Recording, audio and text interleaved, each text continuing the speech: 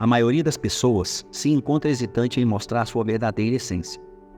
Elas temem abraçar as partes de si mesmas que possam ser consideradas inaceitáveis, uma vez que isso as torna desconfortáveis. Para evitar esse desconforto, muitos indivíduos dividem-se em duas partes, o consciente e o inconsciente. No âmbito consciente, constroem uma imagem ideal de si mesmas, reunindo os fragmentos do passado que julgam como virtuosas e aceitáveis. Como resultado, na parte inconsciente, reprimem aquelas partes que consideram negativas e inaceitáveis. Na psicologia de Jung, essa parte reprimida da personalidade é conhecida como a sombra. E a menos que a sombra seja integrada à personalidade, a pessoa jamais poderá alcançar seu potencial máximo. Em vez disso, permanecerá sempre incompleta, fragmentada e parcial, vivendo uma vida de lamento ao invés de uma vida completa e rica. Imagine, por exemplo, que tenha resolvido algumas equações e esteja convencido de que é um matemático brilhante. Talvez encontre amigos que mencionem um clube de matemática. E eles se reúnem todos os fins de semana para enfrentar os problemas matemáticos mais desafiadores. Isso pode ser assustador, porque ao se juntar a eles, deixará de ser o grande matemático que imaginou ser. Ao invés disso, será uma pessoa concreta, com pontos fortes e fracos genuínos.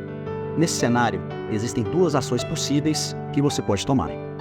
A primeira ação é fugir da sua sombra e permitir que ela cresça.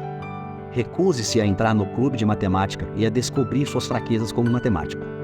Continue a se apegar à imagem ideal de si mesmo como um matemático excepcional, mas como resultado, perca a oportunidade de se tornar esse matemático de fato. A segunda ação é entrar em contato com a sua sombra e integrá-la. Junte-se ao clube de matemática e perceba que você não é o brilhante matemático que imaginava ser. A curto prazo, isso pode ser doloroso. Você descobrirá que não é muito bom em geometria, mas que se destaca em equações diferentes. Você será avaliado junto com seus colegas e ocupará um lugar e classificação real entre outros matemáticos. Na realidade, perceberá que não é o matemático genial que imaginou ser, mas abrirá a possibilidade de realmente se tornar um. Você poderá aprimorar suas habilidades e classificação. A longo prazo, essa se tornará a melhor decisão que você já tomou.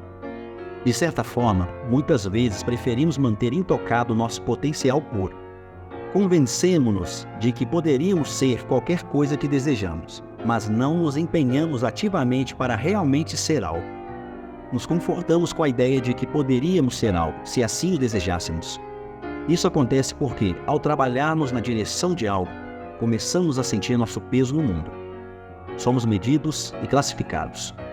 Nos tornamos tangíveis e reais. E essa realidade real frequentemente é menos agradável de se viver do que nossas fantasias ideais. No entanto, é real, não uma fantasia. A realidade pode ser aprimorada, enquanto uma vida de fantasia invariavelmente termina em tragédia. O caminho para o autodesenvolvimento começa com a aceitação de si mesmo. Somente ao abraçar e integrar nossa sombra, ao aceitar as partes menos atraentes de nossa personalidade, ao nos tornarmos a pessoa que tememos ser, podemos alcançar nosso potencial máximo.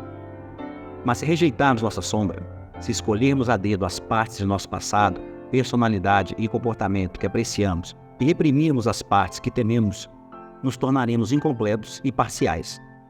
Ao invés de viver uma vida plena e completa, viveremos uma vida cheia de arrependimentos. A decisão em termos junguianos cabe a você. Abraçar ou rejeitar a sua sombra.